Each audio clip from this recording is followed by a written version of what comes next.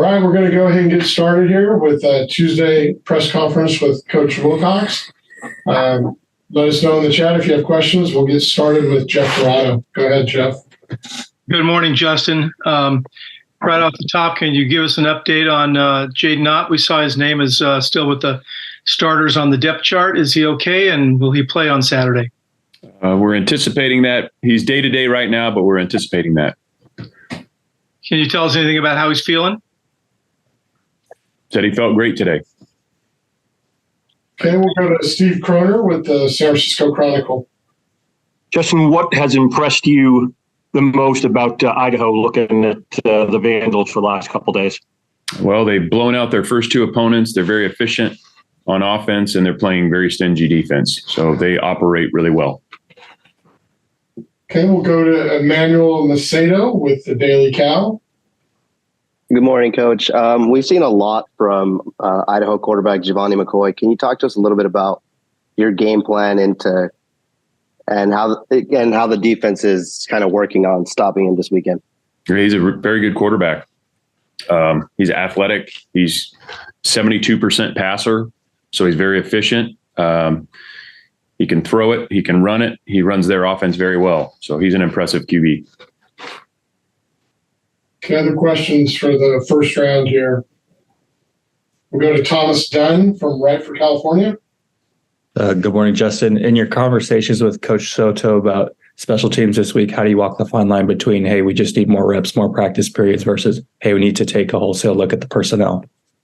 Well, that's a great question. And those are ones that we have each and every week. There's certain aspects of special teams I thought did a good job. The cover units against some dangerous returners, for the most part, not perfect, but really good effort. We had a couple nice plays on the edges of the kickoff cover and the punt team. And so those are good things. The punt return team, we got a penalty again for the second week, and it was the same person. So we've got to do better there. And we didn't get a lot of opportunities to return any punts. Same with the kickoff return. So our return units, especially kick return, can use some improvement. We got to win up front. And then, the obvious is the field goal, PAT field goal team. And, it is disappointing. The guys are giving effort. We're just not executing nearly well enough on that unit. And so personnel's discussed, scheme is discussed. All those things are discussed when you're not performing. Thank you. Okay, we'll go ahead and get started. Seeing no others besides second round, we'll go ahead and get started with the second round. Jeff Dorado. Justin, getting back to Jaden Knott for a moment. As a coach, when you see a guy with that much talent go airborne, trying to leap over a tackler as he did on that play where he was hurt, do you cringe? Do you want them to stay on the ground, or is that just something that you have to live with? Yeah, we don't coach them to leave their feet like that. Once in a while, guys will make a play jumping over somebody, and it kind of gets oohs and ahs, but we don't coach that technique. Jaden is always a guy that's going to try and make a play, but generally speaking, leaving your feet, especially against good players, good defenses, doesn't end great. And so we got to learn from that one, because Jaden is an explosive guy. He's got great speed. He can run physical. I think it's, learning from that and staying on the ground. But obviously when a guy does do that, I mean, you run the risk. And so it's unfortunately, we got banged up on that play, and we're hoping for a speedy recovery. And does he need to be reminded of that now? Do you think he's figured that out based on what happened? And what was your reaction when you saw him hit the ground so hard? Well, we want to make sure he's okay, first and foremost. Any player of ours that goes down, you don't want to see that. So you want to make sure that they're okay, and that there's not an injury that's, extremely serious. So that's the first thing that goes through your mind. And then, especially on a play like that where there's something to learn from, the first thing is their health. And then the second part when the time is right is you do discuss the decision. And so I think both those points have been made, and we're glad he's doing better. Thank you. Okay, we'll go to Steve Kroner with the Chronicle. Okay, Justin, have you made a decision on your starting quarterback? And if you have not, by what point do you think you will? We're going to start Sam. We think Sam, with some, reps during the week, can play even better. Ben didn't do a poor job in the game. We're looking for a spark there. And Sam, overall on offense, we just have to be better. I mean, I don't know that there is any one aspect that played well when you score 10 points and you have the ball in the red zone that much. So the quarterback's got to be better. The receivers, the tight ends, O-line, everybody shares, and so does the defense and obviously the special teams. Okay, we'll go back to Jeff Ferrano. Justin, you referenced the O-line. You guys didn't seem to have time to throw the ball down the field too much, and you ran for, I think, 2.8 yards per carry. What did you see when you watched tape of that, and what do they have to do different or better to help the whole offense function better?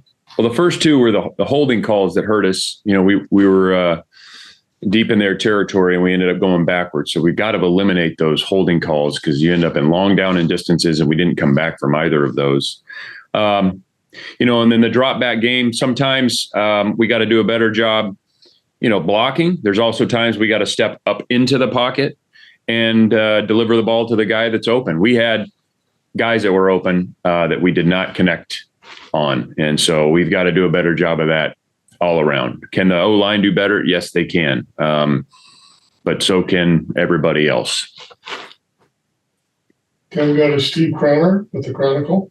Hey, Justin, if I'm not mistaken, you and Aaron Rodgers are fairly close. Have you texted with him? Have you had any contact with him in the last 12, 18 hours since his injury?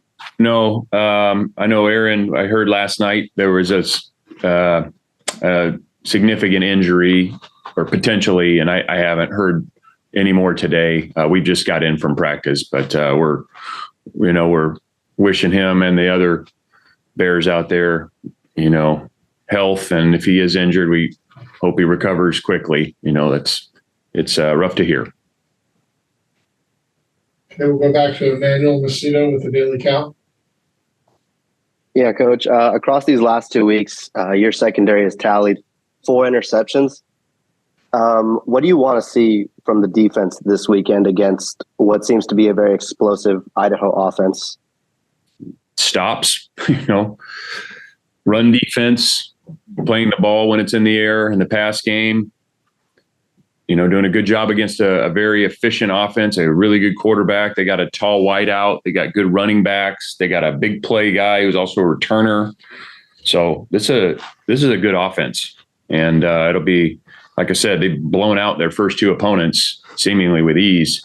And it'll be a really good challenge for our defense. So what we're looking for is stops and trying to take the ball away. We'll go back to Jeff Ferrano. Yeah, Justin, picking up on that, a lot of fans will probably look at an FCS opponent and see it as an easy one on your schedule. But are these guys not only much better than people think, but they look like a really confident team out there, the way they went into Nevada and took care of them? They are a confident team. That's how they play. I keep saying it, but they know what they're doing. They're coached well.